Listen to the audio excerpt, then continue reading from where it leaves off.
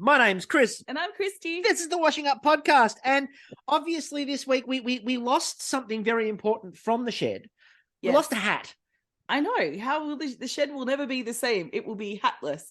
Doesn't even have a brim to its name. Good news, though. We found it. Ladies and gentlemen, Gav. Hello, everyone. Thank you for having me on. Welcome to our beautiful podcast arena. Welcome, and a happy birthday. It's your birthday.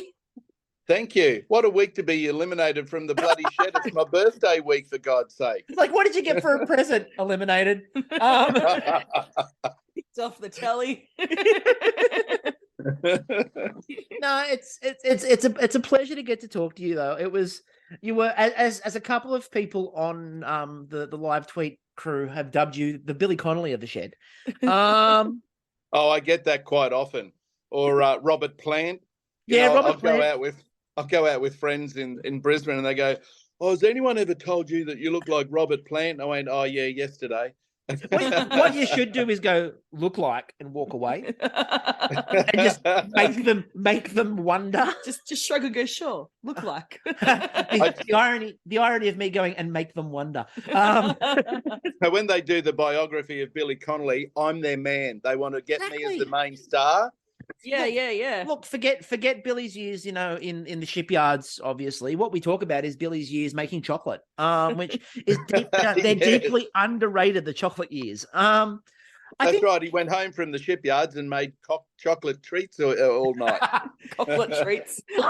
He would. That's why they called him the Big Yin. Anyway, so I actually kind of want to start there because I'm absolutely fascinated by one of the things that you seem to absolutely excel at, and it was in every bake. And I don't know if you noticed, Kristie, but Gav used a lot of chocolate. I didn't see that. Didn't see it at all.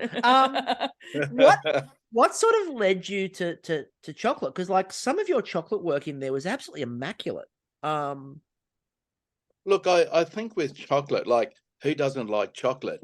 I think in my opening interview that I had with the Bakeoff team, I said, you can eat chocolate, you can use chocolate, you can decorate with chocolate. So I suppose I've just experimented. I remember for my 21st birthday, there was a patisserie in Brisbane that I wanted this huge cake. It was like a black forest and it had all curls of dark chocolate and cherries in around it. And in the day, it was like $100. And I'm thinking, God, I could make that for about $20. So I did. I made the foot-high black forest cake. I had all the chocolate trimmings on it. And then at the party, everyone's going, "Oh, where did you get that cake from?" And I went, I made it. So it's just advanced from there. And, you see some pictures of different chocolate things. And I'm a real visual. Like, I don't go by a lot of recipes. That's why I stuffed up in so many technical bakes. If only they brought it to you in picture form. Yeah, that's right. Give me the picture, I'll make it. Yeah. So, I just, I've just got a love for chocolate. And I think, too, anyone can bake, but it's all about how you finish a cake off. And, I suppose if anything, I've really specialised in that chocolate bows that I was doing, like in the first episode, that showstopper, and I should have won that just by what I'm saying, but that was the best showstopper of the day. And also the chocolate bows made it worth hundreds. Yeah. And also those nice chocolate roses that were on there. I've just always liked using chocolate. And it just really finishes off a cake really lovely. I like doing the lattice work that was around one of the layers in that as well. Yeah, that's that's something that we've seen so many people like fail at on Bakeoff is chocolate, like particularly like the collars around cakes and stuff. And here you are just like, have some roses, have some lattice. Yeah, it's always fascinating. It's always fascinating when we look at the things that people struggle with when they go into Bakeoff, and tempering chocolate and working with chocolate is usually one of them. And it's obviously partly as well the setting and trying to do it in that shed, which is its own ecosystem. Well, I was quite surprised that they didn't show how I was tempering chocolate. Like usually you'll put on a marble base, or you'll have it on a stainless steel bench, where in the shed, because I didn't have either of those, I was sort of pouring it out from a ladle or whatever to sort of give it that cooling and quick tempering. And I did that every time I used chocolate, and they didn't show that on the show. And I'm thinking, hey, this is a very important part of chocolate, how you tempered things. But other than that, it's a bit of a knack to it. I've been chatting with Aaron since they came back last year, and he's saying, "Oh, Gav, you got to show me how you temper your chocolate." So, but it was nice of Darren to say, you've got your tempering down to a really fine art. He made a couple of comments about that. So, I've just done so much with chocolate over the years that it sort of just becomes a bit of second nature. But I wanted to give it that dramatic look, oh, look at Gav doing that. That's how he tempers his chocolate, Yeah, like the people doing the pizza throw, you're doing the chocolate pour. Like you've got the image of the GIF. You can see the GIF in your head of you doing this and this stream of chocolate pouring down, and it's just that's exactly it, CJ. Thank you very much. You've got it down. I've now got an idea, right? What you should have done is was worn a short sleeve shirt and did the Salt Bae but chocolate down on the elbow. No, I'm individual, thank you. I like to do it my own way. Maybe that went against me because I only got to E5. well, I mean, look, we'll get as I like to do, we get the sort of unpleasant sort of bits out of the way early. So you mentioned the technicals. Now, technicals are one of those things which we sort of look at and go, either people tend to be either really good at technicals or struggle because that's not how they bake. They don't bake to recipe. They don't bake to focused instruction. You've obviously sort of mentioned that you're very much a visual baker and you sort of bake by feel and look more than chocolate. Chocolate. Yes. That was that something that going in you sort of already had in the back of your head of the technicals might be a bit tricky? Look, I think with the technicals, like you read the recipe out, you sort of take it each way and think, oh, yes, there's all my ingredients. That's what I need to do. And then I think a minute later, what did I just read? Yeah. Well, there was episode 1 with the baking powder where you were like, did the whole thing. And then you just looked at Laura and went, got the baking powder. I know. Well, look, I tell you what, it's gone over well because everyone laughs about it. And every time they see me, they say, "You've been using any baking powder lately, Gavin?" I went, no, you don't need that in recipes. And then friends are sending emojis and pictures of, hey, here's a container of baking powder. I know how it feels. I was on Vidiot. This is a tale I tell quite a lot on the podcast, but I was on Vidiot, which is a TV game show for kids in the 90s. And I answered the last question as, what is Tom Carroll's, what sport is he known for? And my brain went blank and I said golf. That well-known golfing surfer. Yes. Tom Carroll. So I had a lot of friends, back in the day, the equivalent of a picture, which was like a trading card, I think, or some cutouts from magazines and stuff. Just finding pictures of Tom Carroll everywhere. Yeah. But no, it's a really interesting. Technicals are really interesting from an outside perspective because, obviously there's instructions and step-by-step instructions, but also there's large chunks left out. And so one of the things I think is really intriguing about that is I think it's an interesting balance between following instructions and having the intuition to be able to look at a recipe and go, I can fill that gap in. And for example, Reem very early on said straight up, I follow every step of a recipe because that's why it's a recipe. And then there was you and Sandra talking about it too, going, no, just wing it. This is something I can fill in the gaps of. I know how to do this roughly. Yeah, well, they leave bits out, and so do I. You just leave different bits out. And at least with that first tech bake that Rachel had the peppercorn and raspberry cake, at least I didn't have to cut mine off because it was just flat. Exactly. Yours actually came out without the bake. It still came out fairly well. We've seen bigger disasters previously where people have left something really important out. It hasn't worked. Yours just didn't rise quite as high, but the rest of it looked fine. Yeah, it was better than Gilly's. Half of his side was missing. Sorry, Gilly, but it was. Poor Gilly. It was fucked up from the beginning. Poor Gabbo, he's like, when we spoke to him and he's like, how'd you go? He goes, oh yeah. The second I turned that on, I'm like, yeah, I'm in trouble. No, we can piece it together. They didn't see it. I think the great thing about it though, CJ, is just everyone has humor with mistakes they make. Yeah. And Gilly did that straight up. He goes, oh, well, we'll just sort of polish that up a little bit and we'll turn it around the other side. And then in the judging, Rachel's around the other side going, there's a lot of rough stuff there. And he's there going, oh, yeah, you'd have to look around the back. I was going to say, he's trying really hard to not let them know it's him, but at the same time sneak forward and just keep turning it. So as she follows it around, it just keeps moving. Well, I got to tell you something, and it's a wonder they didn't put it on the show. In episode 1, in my signature bake, tell the story of why you've made that. Yeah. Well, I do a lot of little petite fours and that sort of thing, and high teas. So that's why I did the high tea thing. So the very first piece that Darren got, he's trying to have me bite, and he's going, oh, what's that? And he's pulling something out of his mouth, and he goes, oh, I don't know what that is. And I went, it's that cheap baking paper that you made us use, Darren. And I said, as if you'd use that, as if you'd cut that piece of cake. The one piece you get. That's absolutely brilliant. So in terms of and again, I know obviously, we'll come to other bakes in a minute, but with technicals, was there one that afterwards you've gone, yeah, I want to do that at home? Or were all of them, I've done them and I never want to see them again? Look, I'm really happy to do the beef Wellington again. Just for the fact, like this day and age, it's so easy to go to Coles or Woolies and buy your puff pastry for $2.50 or whatever. I've always made and I excelled in gluten-free. Like they didn't really encourage that into the show too much, other than the very first bake. And I said, and this was gluten-free. So other than bread week and having your bread to prove, everything else I did was gluten-free. Yeah. And I was sort of wanting to get that across because I've never really seen it in previous episodes where someone can create something like everything I did was gluten-free.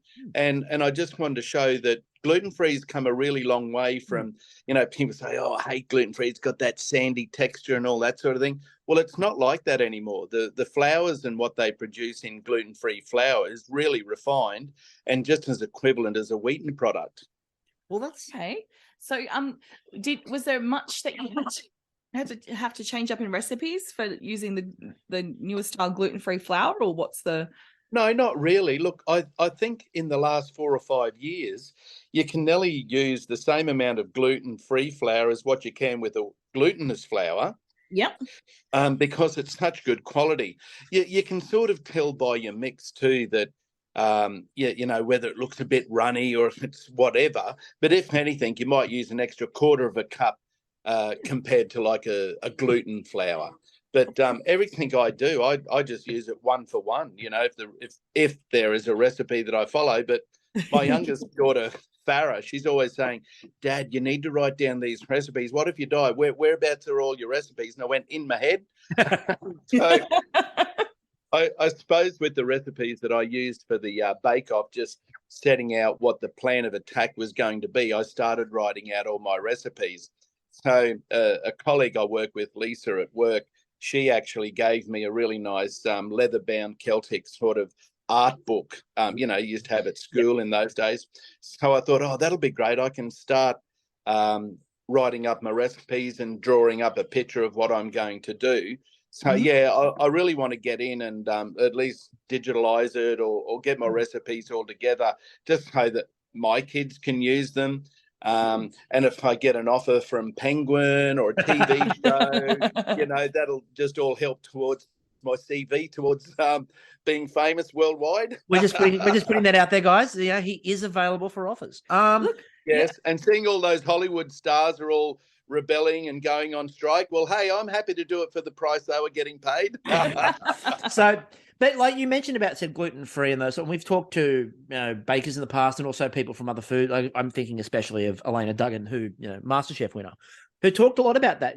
She did a lot of her bakes with the same sort of thing. Her cooks on MasterChef were the same sort of thing, where they didn't make a big deal out of it, but she was basically baking or cooking for most of that series gluten-free. And no one really noticed it until she got near the grand final, and they suddenly went, "Oh, are they all gluten-free?" And it's like, yeah, no, or everything I'm doing is gluten-free. So she's talked about that too, the idea of more broad representation. And it was TV. Funny. One morning when we were lining up to do a walk-in, because it's in that area of Sydney where it's a dog park. Yeah. a woman's walking past, hope someone's doing gluten-free this year, and everyone goes, yeah, Gav is. And I thought that they only made one comment, like in the first episode, that I was doing gluten-free. So I just sort of felt, oh, that's a shame, because you know, for all those corporate movie stars that like gluten-free chefs, I'm it. Oh, I mean, look, all you need to do, Gav, is refer them back to our podcast, because as you well know, we spent hours making reference to the fact you were gluten-free. So that's great. Do a YouTube and TikTok channel called The GF Does GF, and it's the Gav fella does gluten-free. Like, yes. Oh, great. I love that. Yes, I'll write that down. Yeah.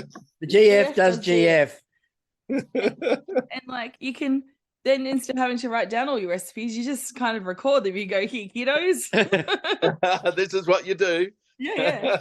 So I'll tell you what to use. You just use your own quantities to make it suit your style. You work it out. Yeah. So in terms of before you came in, had you spent a lot of time watching the previous series and like other series of Bakeoff, not just Australian, or was it something that you sort of picked up as you went? Look, I have periodically, because I lost my Fox subscription when all my kids left home, because you know, they were, you know, we're all sports fanatics. And then once they left, I thought I just streamed in off some of theirs. But I really enjoyed, you know, Maggie Beer and Matt Moran, like classic judges. They're just beautiful. And meeting Maggie that was one of the highlights of the whole show.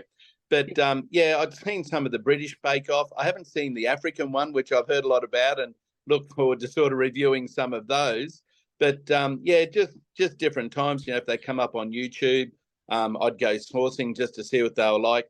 My cousin Janelle was always, she's got Fox, and we'd go and sit there and have a cup of tea and whatever we've baked for the day and watch previous episodes. So not every week or not every episode, but a lot of them.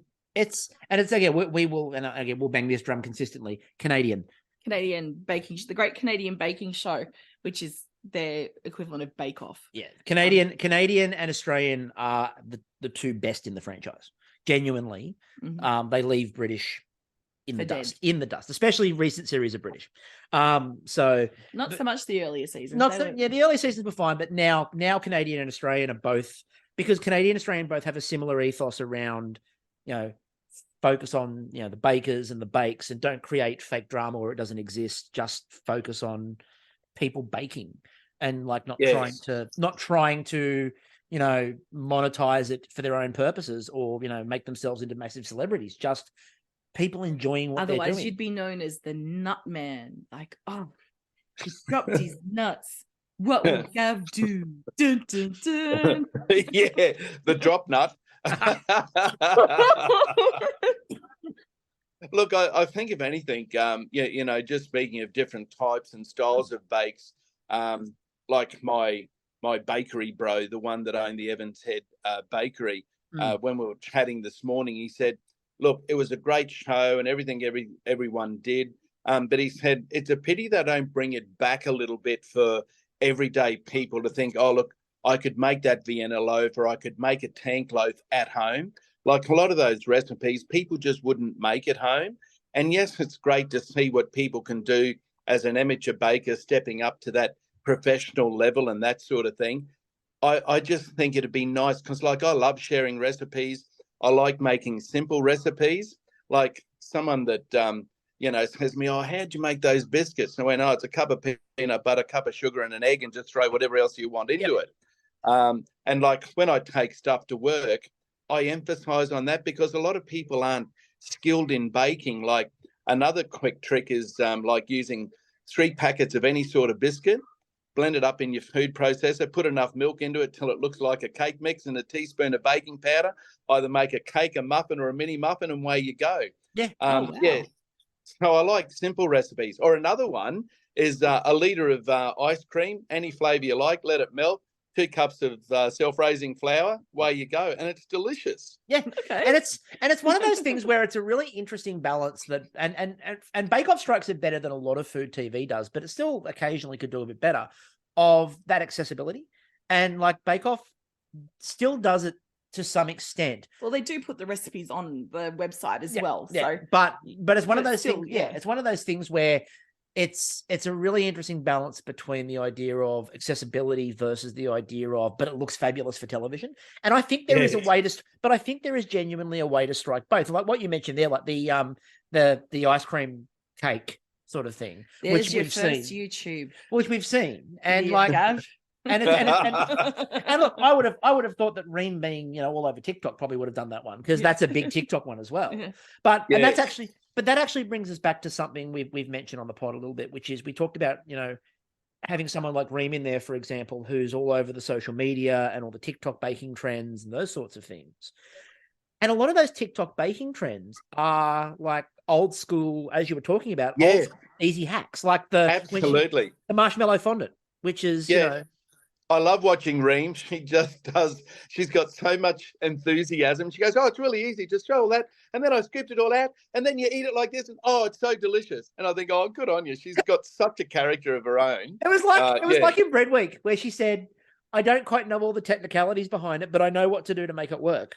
And that's the most important thing. So I don't understand the process, but I know what I do when it works, so I'm doing it. And you know. Oh, absolutely. Look, I love what Reem does, just for don't take this the wrong way, her simplicity of baking, which is what I'm saying. It's easy for everyone to be able to follow.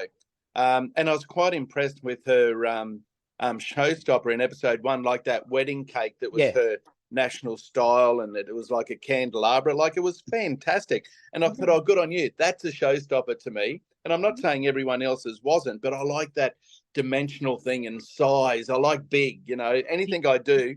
Like someone say, I just want a small birthday cake. And I went, I don't do small. she just needs to learn who Marie Antoinette is. But your mini muffins are actually extra large muffins. Like mini cakes. Yeah, that's right. but no, I think it's a really interesting point. And you're talking about petty fours. They're more like bory pets. It's a really interesting point, and I think it's a good one, is that idea of the baking has come back around again to being that simple sort of, this is a thing you can do at home that's really simple and really straightforward.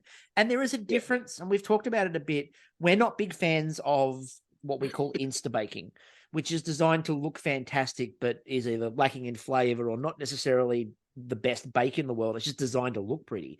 Whereas a lot of the stuff that you get through TikTok is actually really good little technique hacks or hacks.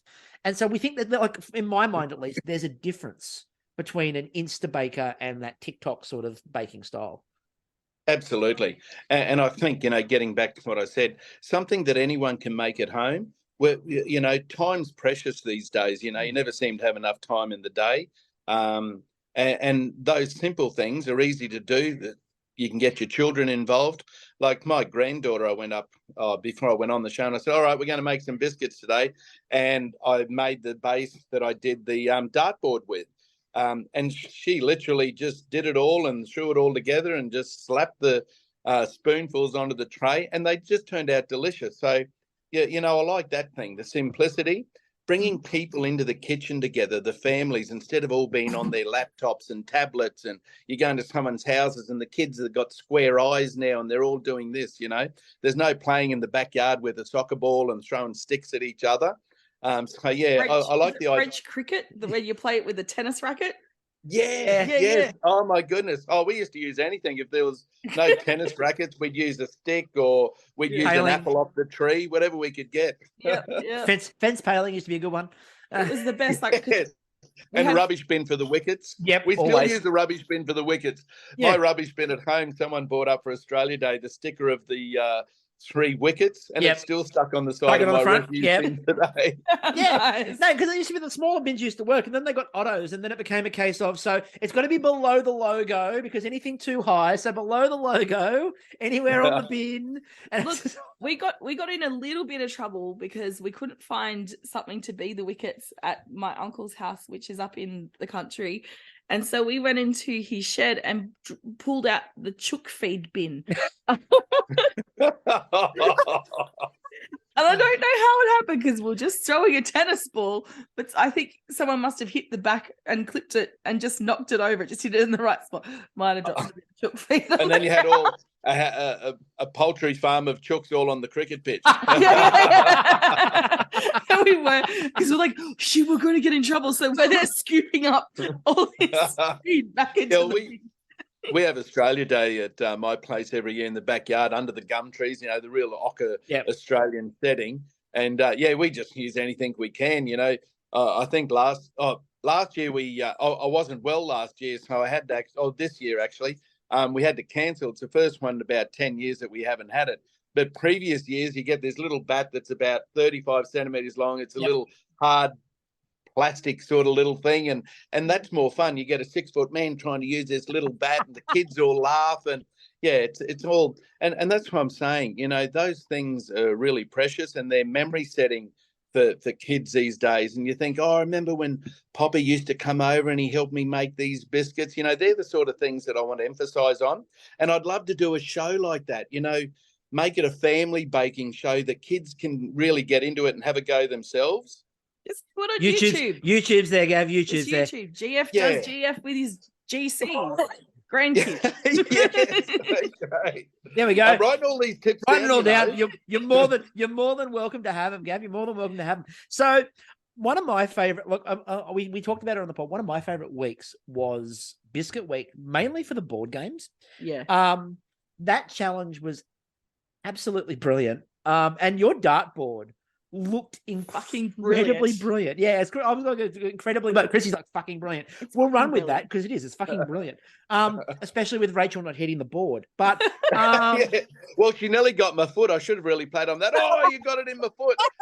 But what a fucking idiot, having a board game with like 80 or 90 pieces that you have to individually put on. Like I remember when Cal and Natalie said, Bakers, you've got 10 minutes. I'm thinking, what the fuck? I'm thinking, I'm putting bits on and I'm racing back to the freezer because the chocolate hadn't set. But so that dartboard, it was made from my original peanut butter basic recipe, and whatever you put into it, and then laid it with Ganesh and marshmallow. So it was a really simple recipe, but there was a lot of detail to it. But I'm like that. I have to have that 3D dimension, but just sometimes time permitting, you can run out of time. Was darts the original choice, or did you have others in the workshop, or was it just darts? No, darts was it. My brother Russ and I, we've played darts for over the years, and it was just interesting. Last year, 22, we went to the venue in the Valley in Brisbane called Oche. Yep. OCHE. Yep. And I never ever knew because my boss at the time was a Pommy. And I said, I went to Osh on the weekend. And he goes, what's that? And I said, it's a dartboard place. And he goes, no, it's Oche. And I went, how do you know that? And he goes, because dart started in Britain or something. Yeah, it's the Oche. So we've been numerous times. And it's great venue. And, men and women can go. But we've always played darts. And I just thought, darts is it. And then I never really thought about, and then you're going to have to get all the dimensions right and cut out all those little pieces, you idiot. They go, on your mark, get set, bake. You look at your plan and go, oh, shit. What the fuck was I thinking? Why did I do this? I know, because my template, because you can't take anything in, you have to do it on the day. I'm trying to set it all out and I'm thinking, oh, no, that's not going to line up. So then you'd start again. So even with that one, I probably wasted 15, 20 minutes just getting my template right. I said it came out absolutely beautifully. I do like. Oh my God! I just have an idea, right? Because you can take your own aprons in. If you need a template, you should write it on the back. No. You would have the pattern on your apron. So well, thanks very much for telling me now. You didn't ask before. You didn't ask before. We're full of these ideas. I'm not a cheater. I'm not a cheater. We've done that with cheating. That's gaming the system, literally gaming. We've said to people for years, if you want to know how to do well at Bakeoff, just listen to us. We'll tell you. But I really like the fact that the one that you'd think was possibly simplistic because you've got so many little pieces you don't think of took longer than one of the games we suggested, which was Mousetrap, which would have taken always used to take 4.5 hours to set up, 2 minutes to play. But it was just that week we really enjoyed that week because I think everybody demonstrated a level of creativity in there. Oh, absolutely. And Felicity with the Hungry Hippos, that just nailed it. She absolutely did 100% fantastic job. I couldn't believe it. I'm going, oh my God, it just looks like you've pulled it out of a box. Yeah. And then amongst that, it tasted absolutely delicious. Those hippos and that marshmallow was just divine. Yeah, it was a real nostalgia thing. I was thinking, oh, next year they need to get a what's it called, a sponsorship from Hasbro. Hasbro Bakes. Yeah. Hasbro Bakes would be awesome. So when I really felt for Nat in Biscuit Week, because Nat's the biscuit queen. You know, she bring all these biscuits on set and it'd have this little barcode on there, and you scan it and it takes you to a song on bloody Spotify. And I'm thinking, what the fuck is this? And she left on Biscuit Week, and I'm thinking, oh no. Anyway, as we said to her when we talked, and we've said it for years on the podcast, it just goes to show you as well that it can be something very minor that goes wrong, or just something that happens, or, you know, we've seen it previously where it can be things as simple as the temperature in the shed is wrong for what you happen to be baking on that day. Or, you know, and again, you doing chocolate would sort of know that you've got to sort of be within a range a lot of the time. Yes. And you can just even with the dartboard, having all those pieces, and you're setting out and you're trying to put on, then those big doors are open and the wind blows, and I'm thinking, oh, what number was that one? And you're sort of getting it all back. So it is. And even with the gas burners, if there's a bit of a breeze blowing, and because it was winter, the westerlies would blow in, and then you'd be thinking, why isn't that cooking on the stove? Oh, it's gone out. Oh, right, okay. Yeah, you know, so there is. I think it's one of those things that's hard to gauge unless you've seen the shed in person. Like just how big those winds come in from the side when those doors open. Yeah. Oh, unbelievable. And right even on a bay there too. Like, it's like people who are familiar with miscellaneous city know that region is, you know, you've got so many different bays around there. You're just getting like water breezes all the time. Oh, it was just like Melbourne weather. It was rain, hail, shine, and storming all in one afternoon, you know. Well, that was like, they were really good. Everyone worked in with us. And I'm saying, hey, look, you know, I've got my wooden utensils block, and I've got something else. And I said, it's still blowing. Can you close those bloody windows? Somebody act as a windbreak. Yes. But in terms of... I was just imagining Nat and Cal then, you know, coming in with like holding a big sheet in between them, trying to. So, speaking of Nat and Cal, we do need to mention Nat and Cal. So, it seemed like Natalie was trying to kill you with the time calls. Yeah, and stealing my biscuits, for God's sake. Like, I know Cal stole my biscuits. That was the best on your feet cover I've seen in a very long time. We've been saying for a while, someone needs to use that as the cover and go, wait, they stole them. Yeah, I can't count to 12. You know, I even went back into the oven when I'm putting them all together, and I'm thinking, where are the other two? And they're going, 5 minutes, bakers. I'm like, what the fuck? You've eaten my biscuits. But then, like, there's no denial. but every time she did those time calls where she was doing the ones where she only gave you part of the time, I was sure you were going to have a coronary and hit the floor.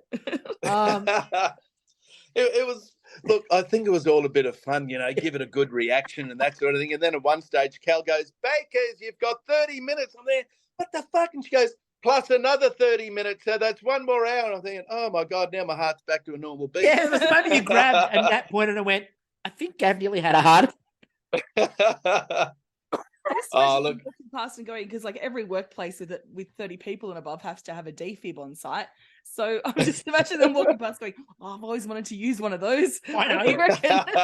let's give Gav a time call. But it also looked like, though, it was one of those situations where like Nat and Cal seemed to settle in. Like everyone, like you guys obviously had an unusual setting for you, and it's like going in there is a very unusual setting. But you've also got judges and hosts who are brand new to this. And it just sort of seemed that everyone slid into gear really nicely and slid into that flow straight up with no breaks. Oh, look, it was really good, you know, from day one. Everyone was equal. Yeah, you know, Darren and Rachel had their job to do. Nat and Cal, we were the bakers, even the filming and production crew. Everyone was there to have a good time and support each other. And that's how it was. Other than those negative comments, Rachel saying, oh, that's too dry, or no, it's too moist. I'm thinking, what the fuck? How can I compromise on this? Can I put those two bags together and get a good one? Yes. Yeah. Because my son, Zeb, he'd reply to me, how the fuck did you forget baking powder? Wasn't it on your bench right in front of you? And I went, oh, yeah, I said, rah, rah, rah. But no, it was fun. And you're right. Everyone went in. We were all new. And it was there for a good experience and a fun experience too. I just want to think in a lot of the editing, they've brought me across as like, oh, that serious guy, and he's stuffed up on this. He can't even put a mixer on the bowl on the mixer, right? Because I did a lot of fun stuff as well. But I suppose it's only an hour episode and they have to get everything in there that they need to. Gav, you might be thinking they didn't portray you as fun, but everyone knows, like, you just give an aura of party. Like this. And let's talk about that. Kristie. Yeah. So I'm the party boy. You literally every single this is good because we've got to ask the question because we asked it on the podcast the other night. What are your parties like? Because every single week this is Gav's party cake. This is Gav's party. Then there was the dartboard, which is kind of party. Then there was the fucking chain. Yeah. Then you were like, then this week when they asked you about the Wellingtons, you're like, I've had lots of Wellingtons at the parties I've gone to. What are your parties like? Oh, hey, look, if you're going to put a party on, you got to do it right. Even if you go out on a night, you go into the valley and meet up with some friends, and then I'll go to the bar. Or even if I like going out on my own, just people watching, just to get out. And, people will come up, oh, hi, how are you? Do you look like Billy Connolly? Come and join us. I went, no, it's okay. No, I'm just here to sit on my own. And they go, no, come and join us. You look like a real party person. It must be just my look. And, I'm a really happy person anyway. And I suppose, as you said, Kristie, that aura comes across. And, I get on with everyone, young and old. I was over at the lookout at Evans Head this morning looking out. There were some whales breaching. And this whole bloke get out of this van. He just comes right up. Oh, how are you, mate? Oh, are you from here? Oh, what are you doing? I'm just eating my pie and having my chocolate milk. And he goes, oh, that's my camper van. Do you like touring around as well? And we had this 15-minute conversation with this random old bloke that I suppose it's that aura. I thought you were going to say the whales were breaching, going Gav. Oh, they were. Didn't I say that? Gav, where's the next party, Gav? Lovely to see you. It's spectacular. It's the idea of the whales yelling back at you. But look, I think myself, Kristie, look, if you go to a party, there's nothing worse where everyone has 30 chairs. Everyone sits down and they're just sitting there and have a few drinks. And then, half an hour before it's ready to leave, everyone's a bit tipsy and they all get up and start dancing and having a good time.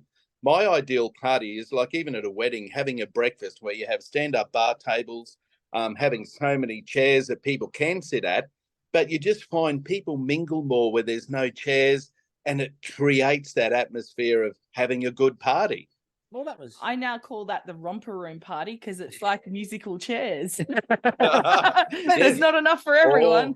I can see CJ. I can see Kristie. And you know what used to piss me off on that show? I think all my life they might have used Gavin once. Like I watched it for like 4 years and I was again they say Gavin, say Gavin. Gav, I will tell you why that is. Okay, so I was on romper room, and Yeah, I know. With Miss Helena, this is in the early 80s. And what they do is the names are written down by the parents in the green room. So if there was no Gavin child that came to mind with the parents in the green room, then bad luck. Then bad luck. You didn't get found in the magic mirror. So blame the really? 80s parents. Yeah. But I got to tell you, have you seen so many ads where marketing use Gavin? The kids in the back seat going, are we there yet? We there yet? No, Gavin, stop talking. And they're, they're using Gavin now. But Gavin, but as you pointed out too, they always use Gavin as like the pest child. It's like, are we there? Gavin! It's true. My cousins, we used to play and I'd pinch them or throw something at them. They go, Mom! And I'd yell out, what time is it? And they go, who yelled out first? And they're going, Gavin's picking on me. And I went, oh, fuck, give me a break, will you? My mum had 11 in her family and there was like a squillion children. And look, we used to all get on, but we all fought as well. But it was always, Gavin did this, Gavin did that. And you're like, and I did. Yes, yeah. And that's why they all love me so much now, because we had so many good memories. And I've got a cousin, Donna, that lives at Berkeley down from Wollongong. And even till this day, we used to throw sticks and stones each other in the Evans Head laneways. And she still says now, you behave yourself or I'll throw that stick at you. Oh, that's lovely. So it's your birthday today. Are you up to anything fun for it? Or Well, she's talking to us, so that's Absolutely. This has been the highlight of my week, other than being eliminated. I was going to say you were eliminated earlier, so you know. Oh, look, whenever I'm in Evans Head, Friday night raffles at the RSL, lovely. you know, Raffle? I've got a lot of friends that I've made over the years, and they're all coming to join in with me. We've got some of the family that are arriving for tomorrow's anniversary thing for Dad. So, yeah, I'll have friends and family over there tonight. He could win a meat raffle. You're at the RSL? No, they actually do vouchers here. So you can get a voucher for the butchers, you can go to the IGA, or you can go across to the seafood co-op and get like $40 worth of prawns. Or actually, that's much better. Correction. That's much better. See, but I got to tell you, there's just one sad thing about today. The cake maker never gets a cake for his birthday. That is true. That is true. And people go, oh, I wouldn't be able to do one as good as you. And I went, I don't give a fuck. Just make any sort of cake. Give me a cake. The effort and love you put into it. Yeah, just give me a cake. I don't care. You can recreate the chocolate, like the forest. What was it called? The Black Forest cake. Yeah. Just Janice, are you listening to me? I hope you're making me a cake. I'm here with my my eldest cousin. It was her birthday on the 9th. Yeah. So we always try and get together around the time. And I'm just yelling out, make sure you make me a cake, Janice. Any sort will do. Just buy her a couple of bags of biscuits and some milk and ice cream. Yeah. Some ice cream. No, hang on. It's 10:30. She's gone to sleep. Yeah, she's snoring. She's gone to sleep. So in terms of like being on the show, obviously it feels like it was a very much an experience that was incredibly positive. Oh, absolutely. You know, like I never thought in my wildest dreams that I'd even get on the show. A colleague that I work with, Jessie, she messaged me one night and she goes, oh, Gav, did you see this application on Facebook for the Great Australian Bake-Off? You know, have a go at that. And I went, oh, no. And she goes, oh, have a go, will you? And I went, oh, all right. So I started. And like the very next day, Paige, one of the executives, rang me and said, oh, Gav, we're really interested in the application. And it evolved from there. So really, it's life-changing. It was just the opportunity to be on TV, to do that type of thing, but more so the experience and just meeting those other 11 bakers. Like since the show completed filming, we chat every day, you know, we share a couple of recipes, we show what we've done this week or whatever, other than Reem just taking the highlight on all her baking and little clips that she does. Like it's just fantastic to have those lifetime friends now that we will always be a family of bakers. And you've got a really good cross section as well of different sort of ages and experiences there too. You know, you and Sandra, who by the way, I love the fact that you two dominated the Wellington Challenge. Absolutely love that. Vintage week. Vintage week. But then obviously then, you know, you've got, you know, all the way down to Reem, obviously, and sort of that sort of newer, you know, baking style, using TikTok and stuff like that, and everything in between. So it's a beautiful cross section of like age and experience that you actually had in there to sort of build off each other. Oh, absolutely. And just to see the different varieties of flavors that people use, like, you know, Adam, he just won't make anything normal. There's like 4 or 5 things in that. And Laura has all these, you know, Asian inspired spices. And I'm there, fuck, I haven't even heard of these things, let alone a fagasse. What's a fagasse? I heard Neil when we did the technical bake for bread, and he's going, oh, we get a fagasse every week. And I'm there, well, what does it look like? You know, at least with the recipes, they could give us a little picture to see what it should look like. I mean, if you'd been in British Bake Off, one of the British bakers a couple of years ago when they did fagasse said that it was his cinema snack. So imagine somebody who goes to the movies and what they do is take fagasse with them. You know, everyone's getting popcorn or chopped tops. And he reaches into a bag and pulls out a fagasse. I mean, oh my God, I heard the best life hack. So a friend of mine was complaining about how much it was to take the kids to the movies yesterday. And another friend's gone, well, most places, you know, if you go to a cinema in a mall, have a parents' room where there's usually a microwave for the for the like mothers to heat up milk and stuff. They do popcorn. They do popcorn. Oh, classic. I love Genius. Big genius. Well, Kristie, I don't do microwaves. Oh no, why I don't not? do microwave. I don't eat from a microwave. I don't cook with a microwave. If I have to melt chocolate, I do it over a double boiler. I was even out the other night of a Friday night at our local Brothers Rugby League club. I go up and meet up with my brother and his family, and you can either get from the main restaurant or you can get from the cafe where they do coffee and everything. And he'll often get his there because it's quicker. And he said, oh, they've got a really nice stroganoff this month special. And I went, oh, okay. And I said, oh, that sounds good. So anyway, I ordered it, and I come back and I'm thinking, he's not going to have a pot of stroganoff. So I sort of went around the corner and went, hey, chef, you know your stroganoff? I said, do you heat that up in the microwave? And he goes, oh, yeah. And I went, oh, I don't do microwaves. I said, I'll go to the restaurant style, and I got a grilled pork chop and steamed veggies. They can't microwave. They can't microwave it. Yeah, microwave the grill marks. Microwave them. Go on. Well, anyway, Gav, it has been an absolute delight and joy to get to have you on the podcast. Thank you so much for your time. Yeah, thank you very much. It's been great to meet you guys, and it's always good to have a laugh, and look forward to more interactions in the future. Absolutely. We'll be up for a game of darts. Yeah, 100%. Yeah, and party. Come to Brisbane. I'll party with you. Party, 100%. I'll make sure I'm in my extrovert mode, not the introvert mode. That'll be helpful. Absolutely. So, thank you, everybody. We'll get out of you a few tequila shots. You'll be fine. Excellent. Cool. I'm here for it. Careful, 2-drink Kristie is a fucking loon. Oh, great. I'll make sure I've got plenty of footage on my camera to capture all those. You might get an impromptu burlesque show. Yeah, 2-drink Kristie is amazing. Anyway, thank you so much for Gav for joining us. Thank you, everybody. Until next time, I'm still Chris. I'm still Kristie. And we'll catch you all later. And I'm the guy with the hat. Bye.